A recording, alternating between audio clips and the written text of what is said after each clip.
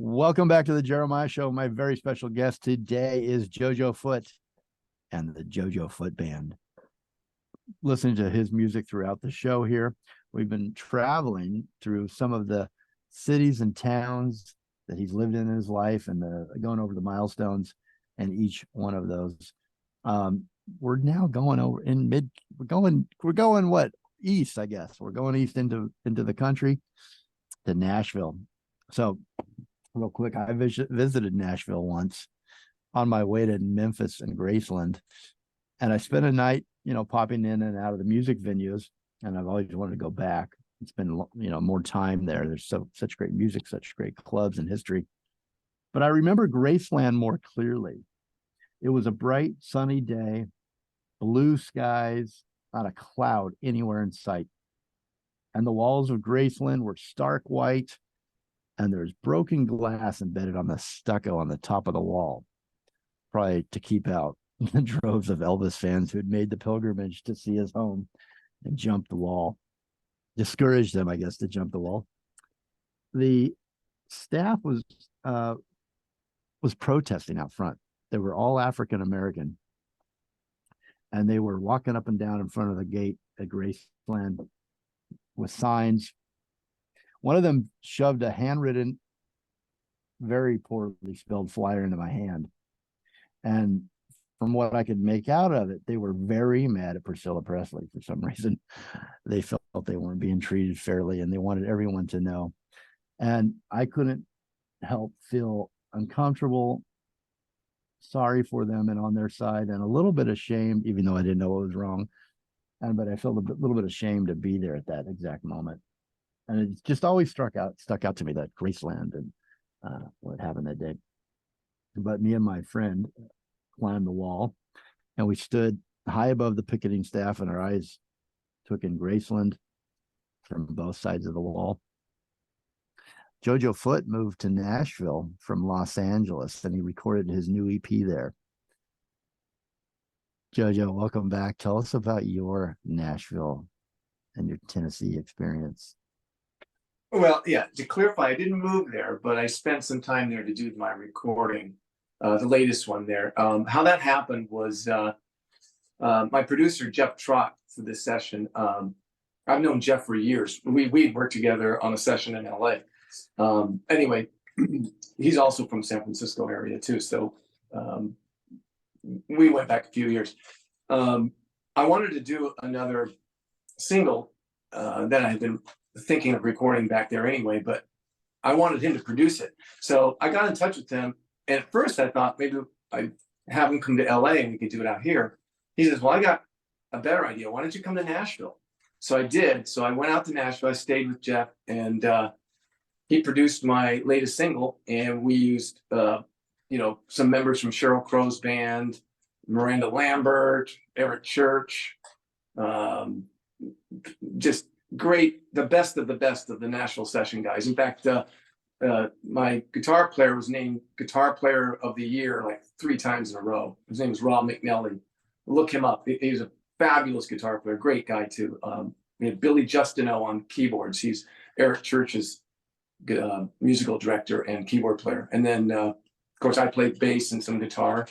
And Fred Eltringham was the drummer who's played with everybody he's with Sheryl Crow right now, but he's been with originally with the Wallflowers before that, and Dixie Chicks, played with Ringo Starr on a TV special, just played with everybody, and he is the sweetest guy. So it just came about by Jeff assembling these players. So we got to hang out for a while and get to be friendly, and just came up with some really great recordings, and you're probably playing some of them now. But it was a great experience, and I'm hoping to go back in 2024. Actually, I will be going back in 2024. We just haven't finalized the dates to do a new recording, so I'm looking forward to that. So how did you live in Sonoma right now, right? Yeah. When did you move from Los Angeles to Sonoma? Well, after the LA, I just kind of burned out on LA. Like everybody eventually kind of does if they're not from there. Yeah. Living on the beach was all nice. No, I no love it, but I complaints. don't live there. So that what does that say? Oh, you don't? Yeah, that's You true. can- Okay. No, I mean I can love it, but I don't live there. So I mean I obviously don't love it that much. Well, my plan was to live there for 3 years, and it turned into 12, almost 12. So I just got to the point where we had some friends that lived up in Sonoma County, and we used to visit them all the time, and loved it. And I always thought someday I'm going to come up here, and this is kind of where I wanted to live. Even, just it was a place I've always dreamed about living. Anyway, I can always go to LA if I need to do a session, but so I ended up Right. moving Yeah, up it's here. all it's always going to be there and you can get to the big cities, but yeah, Sonoma is beautiful. I had one of the best days of my life ever in Sonoma, but I don't have time to tell it on this show, but Oh, it's so beautiful. And it is. but describe, and we don't have a lot of time. I've got 3 minutes left with you. And it's Okay. gone too fast, but tell me about your Sonoma, and then what about Sonoma for people that haven't been there, like what inspires you creatively. There's not as many distractions that I think living in LA can kind of bring. There's not a lot of a big music scene up here, believe it or not. It's not a big music scene, but it's artistic. Of course, if you like wine, I'm not a big wine drinker, but I like it. But that wasn't the reason I came up here. But it really does give you that kind of solitude in a way. It's just so beautiful, and it inspires you to write, what I think is good stuff. But it just, yeah, it's kind of an inspiring place to live and to just be at peace with a lot of things. It's not the hustle and bustle of LA or New York. Yeah, it is. It really is. And and tragically, and I know we don't have enough time to tell this story, but you lost half of your guitar collection. If you're watching the YouTube video, or if you're listening, go to the YouTube video.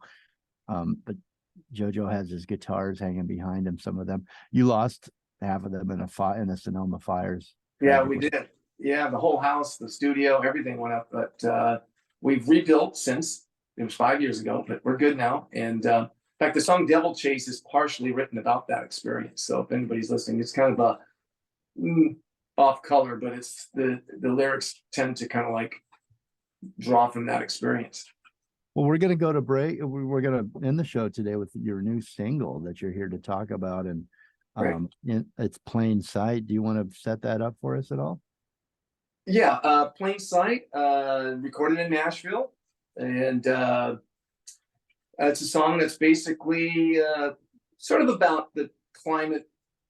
It's sort of an apolitical political song in a way, because I don't really get into the structure of politics when it becomes people screaming at each other. And Plain Sight is like, it's getting hard to hide in plain sight these days, where you just want to be kind of like left alone, but you gotta have an opinion on everything, it seems like. So I'd rather just sort of like, just go about my business, but not hide from it, but not be bothered by the constant vitriolic attacks that political parties have and religious parties have and everybody else has towards one another these days. They can't just simply disagree and move on. So I'd rather just hide in plain sight and go about my business and make good music.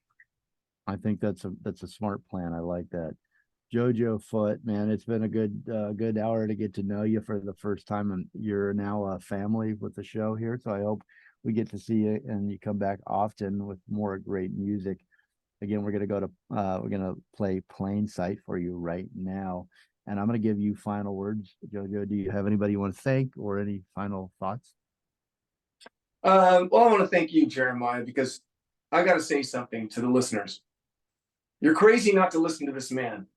He's one of the best interviewers. He's kind. He's polite. He doesn't try to trap you with weird questions. He gets to the bottom of it, and he makes you feel good when you're being interviewed. So I'd like to say thanks to Jeremiah and the Jeremiah Show. I said I was going to let you have final words, but I lied. Here I am. That was very sweet. I can't let it go without saying thank you so much, Jojo. That was very kind of you to say. My pleasure. And we just didn't have enough time, but I did have some weird questions for you. Darn. All right. Thank you, my friend. Thank you for your music and the gift of your music and for your stories today and sharing a little bit of your life with us. Again, here we are. I'm going to quit talking. Plain sight. Enjoy.